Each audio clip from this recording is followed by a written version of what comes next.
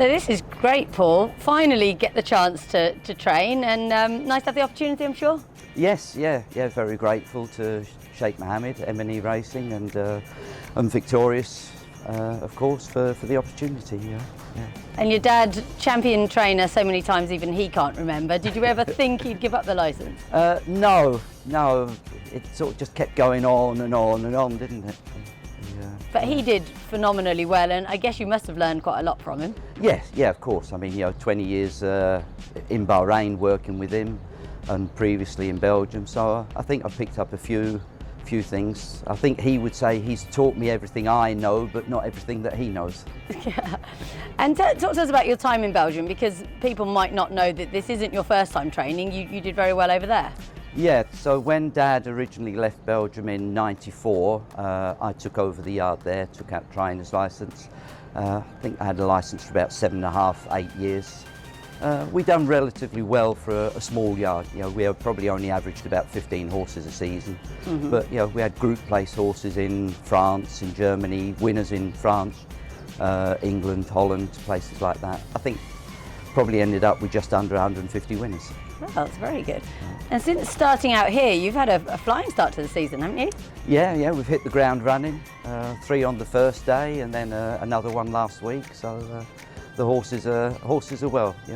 The lads put a lot of work in during the summer, and we're reaping the rewards. And I was talking to someone about this earlier. You pretty much do keep going right through the summer? Yeah. So the riders will have about 5 or 6 weeks off from June to the first week of July. And then come the middle of July, we're up and running, doing plenty of conditioning work.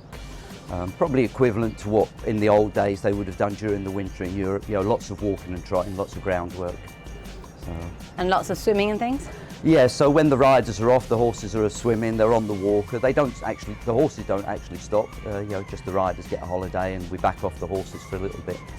But we already start preparing for the following season, the day after the previous season stops. And how are you finding things here now? Because there's been a lot of change in the last few years, floodlights being one of them.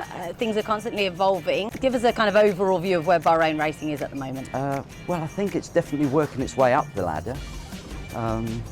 Most of the changes probably haven't affected us on a day-to-day basis other than the floodlights. Mm-hmm. Whereas before we used to train in the dark, now we have a little bit of light first thing in the morning.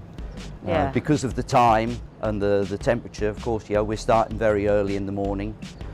And even now with the Turf Series horses being out here, we have to get off the track earlier. So even throughout the winter months, we still pull out first lot at 3:30.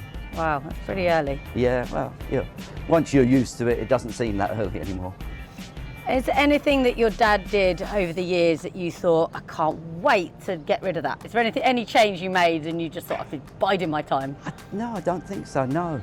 I may have implemented a few changes while he was still training. Mm-hmm. Like we introduced more data, more technology. Mm-hmm. So we've used, the last couple of years, we've used a lot of data tracking, GPS, heart monitors, things like that.